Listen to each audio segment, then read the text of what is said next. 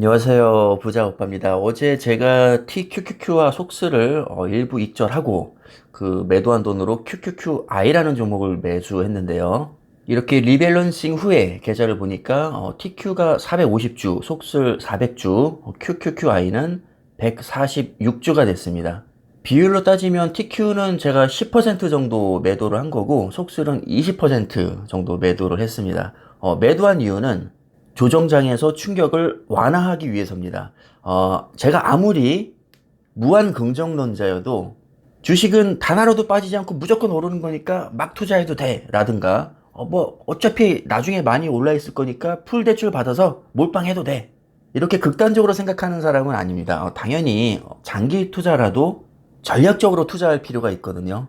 더구나 TQ와 속설은 3배 레버리지입니다. 오를 때도 많이 오르지만 빠질 때도 겁나게 많이 빠진다는 거죠. 특히나 이 3배 레버리지는 하락장에서 단 한 번이라도 완전히 나락을 가버리면 그냥 그 순간 망하는 겁니다. 뭐 극단적인 예를 들면 마이너스 90%가 됐다. 사실 그때까지 가만히 놔두면 이미 그 투자는 망한 거죠. 10배가 올라야 원금을 회복할 수 있기 때문에 이미 내 계좌에 마이너스 90%가 찍히는 순간 사실상 투자는 망한 것과 다름없습니다. 회복하기까지가 너무 힘들어지겠죠. 그럼 QQQI가 어떤 종목이길래 여기로 자산을 이제 분배를 했느냐? 나스닥 100을 기반으로 하는 커버드 콜 ETF입니다. 자, 커버드 콜 ETF가 요즘에 워낙에 핫하기 때문에 여러분들도 잘 알고 계시겠지만 뭐 간단히 말씀드리면 콜옵션 매도 프리미엄으로 수익을 창출해서 배당을 많이 주는 상품이죠. 자, 대신에 상승장에서는 그 상승폭이 제한이 되고 하락장은 뭐 어느 정도 충격이 완화되긴 하지만 기본적으로는 전부 다 두들겨 맞는다. 쉽게 말하면 상방은 막혀 있고 하방은 뚫려 있는 상승장에서 굉장히 불리한 상품입니다. 자, 그럼에도 불구하고 커버드 콜 ETF가 매력적인 이유는 배당금이 따박따박 그것도 꽤나 많은 수준으로 나오기 때문이죠. 요즘에는 월배당 상품이 많은데 뭐 심지어 주배당도 나와 있더라고요. QQQI는 월배당인데요. 이거를 연 수익률로 환산을 하면 무려 14.4%가 나옵니다. 상장이 된 지 그렇게 오래되지 않아서 신뢰도는 다소 떨어질 수 있겠지만 이게 상장이 된 2024년 1월 30일부터 2025년 8월 31일까지 대략 1년 반 정도의 기간을 보면 나스닥 100을 그대로 추종하는 QQQ의 연 배당률은 0.4%밖에 안 됐습니다. 그러니까 팔지 않는 이상 현금 창출을 할 수가 없죠. 자, 그러나 QQQI는 매도하지 않아도 연 14% 수준의 배당금을 챙길 수가 있습니다. 그러니까 이 돈으로 하락장에서 물타기를 하면 되겠죠. 자, 이게 다가 아닙니다.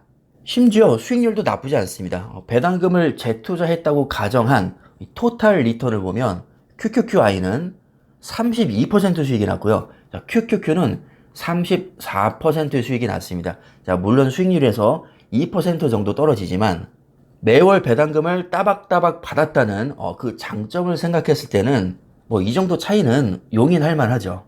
한마디로 QQQ와 거의 비슷한 수익을 냈으면서도 월 배당을 꼬박꼬박 받은 겁니다. 아무래도 심리적으로 훨씬 더 안정적이었을 겁니다. 반면에 같은 나스닥 100을 기반으로 하는 커버드 콜인 JPQ, QILD를 보면 뭐 연 배당 수익률은 나쁘지 않습니다. JP가 약 10%, QILD가 12% 수준으로 나쁘지 않습니다. 괜찮게 받았는데 문제는 토탈 리턴 수익률이 꽤나 떨어진다는 거죠. JPQ는 그나마 26%, 나름 선방을 했지만 QILD는 14%밖에 안 됩니다.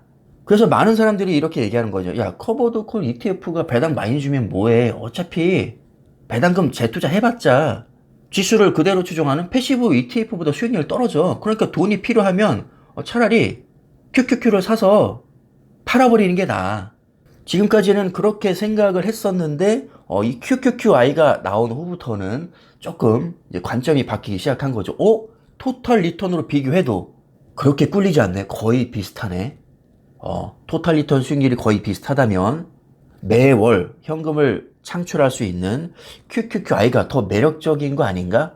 저는 개인적으로 이렇게 생각하고 QQQ 대신에 QQQI를 매수했습니다. 자, 이제 제가 QQQI를 선택한 진짜 이유를 말씀드리겠습니다. 지금까지 말씀드린 배당금도 물론 이제 큰 영향을 주긴 했지만 더 중요한 이유는요. 자, QQQI는 TQ나 속설처럼 하락장에서 그렇게까지 나락을 가지 않습니다. 최근에 가장 많이 빠졌던 2024년 약 7월부터 2025년 3월 말까지 수익률 비교를 해봤더니 자, 속설은 무려 86%가 빠졌고 TQ는 반토막이 났습니다. 그런데 QQQI는 18%밖에 빠지지 않았죠. QQQ는 14%가 빠졌습니다. 빠지기도 덜 빠졌지만 월 배당도 따박따박 나올 테니까 덜 빠진 만큼의 차익과 배당금 받은 것을 모아서 자, 이렇게 3배 레버리지가 겁나게 많이 빠졌을 때 물타기를 들어가면 굉장히 좋겠죠. 물론 제 예상과는 달리 여기서 훨씬 더 많이 오를 수도 있습니다. 그러면 저는 더 좋습니다. 왜냐하면 고작해야 10%에서 20%밖에 익절하지 않았기 때문이죠. 여기서 더 오른다. 그럼 저는 지금 가지고 있는 3배 레버리지로 더 많은 수익을 낼 수 있습니다. 오히려 빠지는 것보다 오르는 게 저한테 훨씬 더 좋죠. 자, 이렇게 리스크 관리 차원에서 그동안 많이 오른 3배 레버리지를 소량 익절하고 자, QQQI를 매수했는데요. 이대로 쭉 올라도 나쁠 게 없는 게 어차피 이 토탈 리턴 수익률, 그러니까 배당금을 재투자했을 때 수익률은 QQQ와 비슷하게 나올 겁니다. 상황에 따라서 조금 수익률은 달라질 수 있겠지만 기본적으로 앞으로 상승장이 계속 지속된다고 해도 뭐 수익률이 나쁘지 않을 것이고 만약에 하락할 경우 내 자산을 더 많이 지킬 수 있기 때문에 뭐 어느 쪽으로 가든 뭐 제 입장에서는 크게 나쁠 건 없겠죠. 그래서 당분간 3배 레버리지보다는 QQQI를 제가 매수할 생각이고요. 뭐 굳이 비싼데 적극적으로 매수할 필요는 없습니다. 오히려 그냥 가만히 현금만 모으거나 익절하는 게 저는 더 낫다고 생각하고요. 뭐 정 사고 싶으면 아주 소량만 매수하면 됩니다. TQ나 속설 같은 종목은 겁나게 폭락했을 때 다 망한다고 할 때 적극적으로 매수하시면 됩니다. 자, 그럼 투자에 참고하시고요. 뭐 제 말이 정답이라는 게 아니라 이렇게 생각하는 사람도 있구나. 이 사람은 이러하게 생각해서 이렇게 지금 대응을 하고 있구나. 뭐 이 정도로만 생각해 주시면 될 것 같습니다. 영상 마무리하겠습니다. 감사합니다.